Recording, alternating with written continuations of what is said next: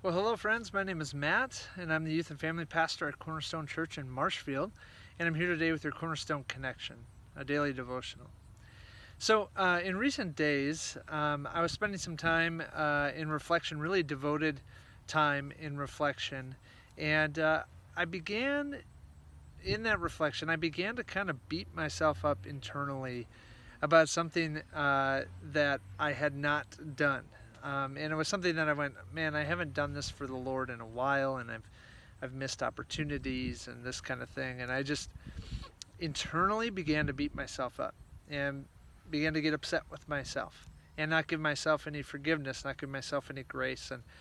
And I wonder, for those of you who are listening today, I wonder, if there's anybody out there that does the same thing, that no matter, it could be a number of things that you've screwed up in areas of your life, whether it's in your family life, whether it's in your relationship with the Lord, whether it's at work or at school or whatever it is.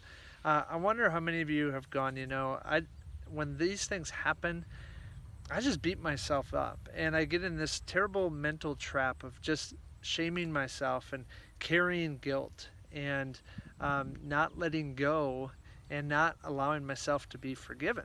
I think this happens to a lot of people. I know it certainly happens to me on occasion, and it had recently.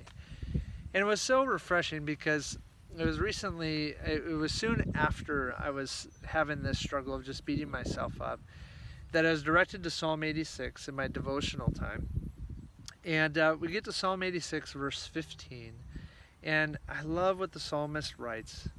He writes this, and you've probably heard this before, but he writes, "But you, O Lord, are a compassionate and gracious God, slow to anger, abounding in love and faithfulness." Let me read that one more time. "But you, O Lord, are a compassionate and gracious God, slow to anger, and abounding in love and faithfulness." And it was so refreshing for me to take this verse and to write it out in my journal and begin to pick apart these characteristics of who my God is. And to remind myself that though I am not always compassionate and gracious to myself, though I am not always slow to anger, though I am not always abounding in love, though I am not always faithful in everything that I do, God is. And that's how he relates to you, and that's how he relates to me as well. I love these two words, compassionate and gracious. Other versions say merciful and gracious. The students know out there that I could preach every single Wednesday night on God's mercy and God's grace. Mercy is this taking away, this forgiving of the punishment that you and I deserve. Because we deserve punishment. But God's merciful. He removes that through Christ. And then grace.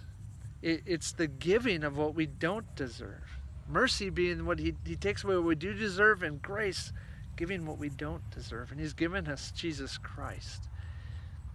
And it is so important for you and I to remember when we have our weak moments, when we have our struggles, that we have a gracious and merciful, compassionate God.